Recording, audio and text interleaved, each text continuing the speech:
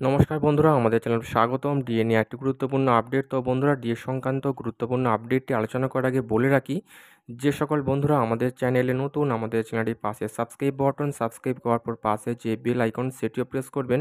Latest video আপডেটগুলি সবার আগে পেয়ে যাবেন। দেখে নেব আজকে ডিএ সংক্রান্ত গুরুত্বপূর্ণ আপডেটটি। তো বন্ধুরা, ডিএ মামলা সংক্রান্ত গুরুত্বপূর্ণ আপডেট দিচ্ছেন ফিরদৌস শামীম স্যার। তো আপডেটটি অবশ্যই আমরা শুনে নেব স্টেপ বাই স্টেপ। ডিএ ম্যাটারের ব্যাপারে একটু কর্মচারীদের কাছে যে তথ্য পরিবেশন করুন। আজকে ডিএ ম্যাটারটি 4 নম্বর কোর্টে অর্থাৎ মহামান্য বিচারপতি মরিস ট্যান্ডন মহাশয়ের কোর্টে ধরেছিল এবং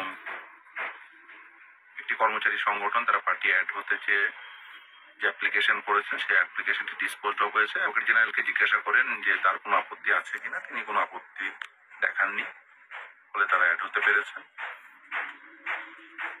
আমাদের পক্ষ থেকে অর্থাৎ কনফেডারেশনের পক্ষ থেকে বরিষ্ঠ আইনজীবী বিকাশ রঞ্জন ভট্টাচার্য এবং আমি উপস্থিত ছিলাম।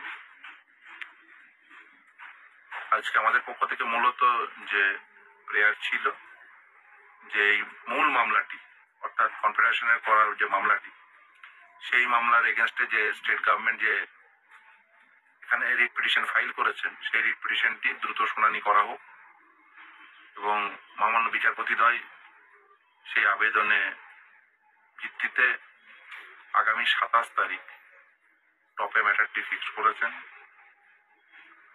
লিখেছেন রেদার। দেখা যাক সেদিনই পরবর্তী মূল যে মামলা, সেই মামলার আশা করি শুনানি সম্ভব হবে এবং শুনানির পরে আশা করি আমাদের পক্ষে রায় দেবে। তো বন্ধুরা, ভিডিওটি এই পর্যন্তই। কেমন লাগলো কমেন্ট করবেন, লাইক করতে ভুলবেন না এবং ডিএ সংক্রান্ত পরবর্তী আপডেট পাওয়ার জন্য আমাদের চ্যানেলটিকে সাবস্ক্রাইব করে রাখবেন। থ্যাংক ইউ বন্ধুরা ভিডিওটি দেখার জন্য।